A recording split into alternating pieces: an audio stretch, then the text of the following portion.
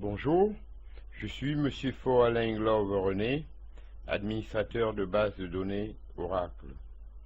J'interviens en entreprise dans la réorganisation des environnements Oracle, SQL Server, DB2, MySQL et la liste continue. Aujourd'hui, dans le cours que je vais vous exposer, je veux expliquer les principes de connexion à la base de données Oracle. En effet, l'utilisateur qui décide d'accéder aux données gérées par un serveur Oracle doit tout d'abord établir une connexion à la base de données. La procédure est la suivante. L'utilisateur démarre un outil comme SQL+, générant ainsi sur le poste de travail client un processus utilisateur. Lorsque l'utilisateur se connecte ensuite au serveur Oracle, en spécifiant un nom d'utilisateur et un mot de passe valide, un processus est créé sur le poste où réside le serveur Oracle. Il s'agit donc d'un processus serveur. À noter que la connexion est un canal de communication entre un processus utilisateur et un processus serveur. La connexion d'un utilisateur particulier à un serveur Oracle correspond à une session.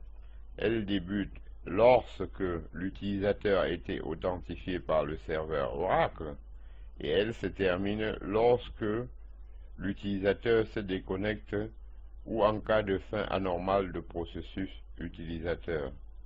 Maintenant, je dois parler du processus utilisateur.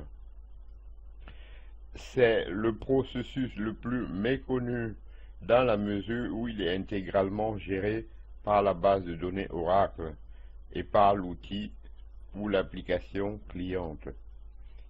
Il s'exécute sur la machine du client. Il est démarré lorsque l'outil démarre et se termine lorsque l'utilisateur quitte ou est obligé d'interrompre la session en cours. Lorsque le processus utilisateur et le processus serveur s'exécutent sur la même machine, le canal de communication utilise le mécanisme d'IPC, Inter-Processus Communication, livré avec le système d'exploitation de cette machine. Maintenant, je dois aborder le processus serveur.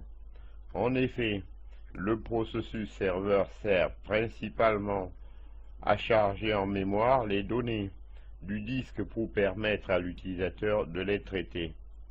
Il existe deux sortes de processus serveurs, les serveurs dédiés et les serveurs partagés.